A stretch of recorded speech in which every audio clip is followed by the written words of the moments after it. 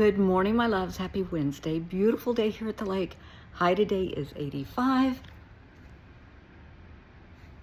Really pretty outside. Have a couple of the windows open for Finn.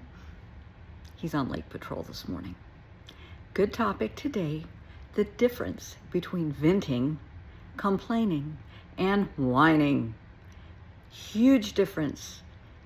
Everybody has a right to feel whatever they feel. Never, ever, never, ever, ever tell someone, oh, you don't feel that way. You can't feel that way. You shouldn't feel that way. You have the right to feel whatever you feel.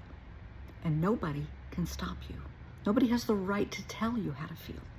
Okay? You do you. You feel whatever you want to feel. And I know there's a glare. It's so bright. Sorry. I'm trying to move the camera a little bit. So with venting, we all need a safe place to vent. Every single one of us, kids too. They need to know that they can come home or come in from playing or whatever, and if they're upset, they can sit down with mom or dad or whomever and share what they're upset about or what they're excited about, their day. That's important. That teaches them that somebody cares, somebody's willing to listen, that they are valued. Their opinions matter, their voice matters. What if each of us as a child, think back, if our parents had allowed that? Wow. If you came in and you were upset from, your day at school, playing with friends, taking a walk, riding your bike, whatever, and you were excited, you were sad, whatever the case may be, and you came in and you wanted to talk, that somebody took the time to listen, to sit down with you over cookies and milk or, Ritz crackers, whatever, Cheez-Its, potato chips, and listen to what you had to say and engage with you, knowing that your voice matters, your thoughts matter, your opinions matter. That would be huge for anybody, let alone a child. That's phenomenal. That's venting. We all need a safe place to vent. I'm a safe place for a lot of people. I have people DM me, and the first thing they say is, I just need to vent. Do it. Go for it. That's fine. I might offer a few words of wisdom, encouragement, but I am always a safe place to vent. Complaining. We all have our moments. Now, as a nurse, you go into the doctor's office, you have a sore throat. That's called the chief complaint. Okay, perfect. If you've had a bad day over a specific reason, and with a complaint, there is a resolution, okay? There is an answer to the problem. You just have to have an open mind, an open heart, open ears, and a closed mouth to hear the solution. So you come in, you have a complaint, a sore throat, maybe you go to the dentist with a toothache, they figure out what the problem is, and they give you a prescription, they fix the cavity, they do a root canal, whatever. But you complain in detail about whatever the problem is, and they offer a solution. Okay, great. Whining. You go in with that complaint. They do the test, they do the x-rays, whatever. They offer the solution, and you don't implement it. You just want to whine. Well, I don't feel good. My throat hurts, my tooth hurts, I have a headache. Well, here's what we need to do. Well, no, I don't want to do that. Well, here are your other options. I don't want to do that. All I want to do is whine. Why? Attention-seeking behavior comes top of the list. They don't feel heard. They don't feel valued. They don't feel like their opinions, their voice matters, that they don't matter. So the only way that they can feel validated is if they whine. They like the attention. I have seen a lot of this through the years as a nurse and as a therapist. Oh my goodness. As I have said so many times, honey, as a therapist, I can give you the tools to solve your problems, to work through them. But it's up to you to pick up the tools and implement them. I'm here for backup.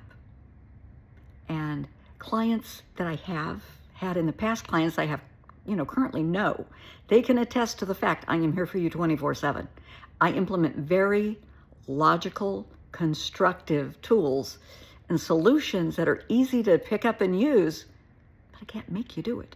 You've got to want to do that. You have to want to heal. A lot of people do not want to heal. They are perfectly content being miserable. Okay, what do we do when we encounter a whiner? Well, you can let them whine. You can sit down and just let them wah, wah, wah, wah, wah all day long, because that's all they want to do. They don't care about your problems. They don't care about anybody else's problems. They just want to hear their own voice. Okay. You can tell them, you're just doing this for attention. Well, that's going to piss them off. You can very politely step away. Not your monkey, not your circus. You can tell them, I think you need to talk to, a professional, a doctor, a dentist, a podiatrist, whatever. You need to talk to a specialist about this. This is, not my job, not my pay grade. Think about it. But we all have the right to our opinions, to our voice, the right to vent. Absolutely. Be somebody's safe space. I cannot say that enough. And to be a safe space, you cannot be judgmental. It has to be open, honest, clear communication with no judgment. None. Just listening, comforting, encouraging them, offering successful, solutions if they want them. Because sometimes when somebody's venting, they don't want a solution. They just need to blow off steam. They just need to be heard and validated. So ask them, okay, are you here to vent? Or do you want me to toss in some, constructive solutions? So often people just need to blow off some steam. They may go home, they can't vent at home. Maybe they have very high security clearance. Maybe it's HIPAA issues. Maybe they're just not comfortable talking about things at home. That happens a lot. That's fine. That is fine. Myself, other therapists, counselors, psychiatrists, psychologists, that's why we're around. We're safe places to vent. Even clergy, safe places to vent, because we're not here to judge anybody. But if you need to vent, we're here. Absolutely, we're here. If you're complaining and you want solutions, you're willing to solve the problem, outstanding. I am proud of you. So let's get to the problem. Let's figure it out together. Figure out a workable solution and make it happen. If you're whining, you can only whine so far. I will let somebody whine for a little bit, and that's it. And I will say, look, you're just whining. You don't want to heal. You don't want a solution. You are perfectly content being miserable in this situation. Many times that's an unhappy relationship, unhappy marriage, jobs, whatever. But even illnesses. I know a lot of people who have been ill and they actually do things counterproductive on purpose so that they can continue to whine and get the attention. Like, seriously, life's too short. Be happy, be healthy, embrace life. But they choose to be miserable. And that can be a learned behavior, by the way. Absolutely, positively. Whining, bitching, moaning, yeah. So if you tend to whine a lot, look at your parents and grandparents. Is there a pattern there? Is it something that you picked up from mom or dad? Did you find it appealing when it was them and you were having to listen to it? Are you doing the same thing? Yeah, that's a button, isn't it? So, in conclusion, figure out if you need a safe place to vent, if you're complaining, if you're whining. Solutions are there. People are there with the tools to get you through these things. If you want to heal, we can't make you heal.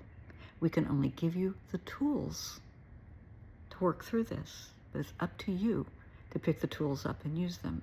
Whether that's, tools that I give people in relationships and their traumas, whether you're going to the doctor and getting a prescription, it's up to you to fill the prescription and take the medication. It's up to you. Make wise choices. You are so worthy of healing and having a wonderful life. You, my love, are worthy.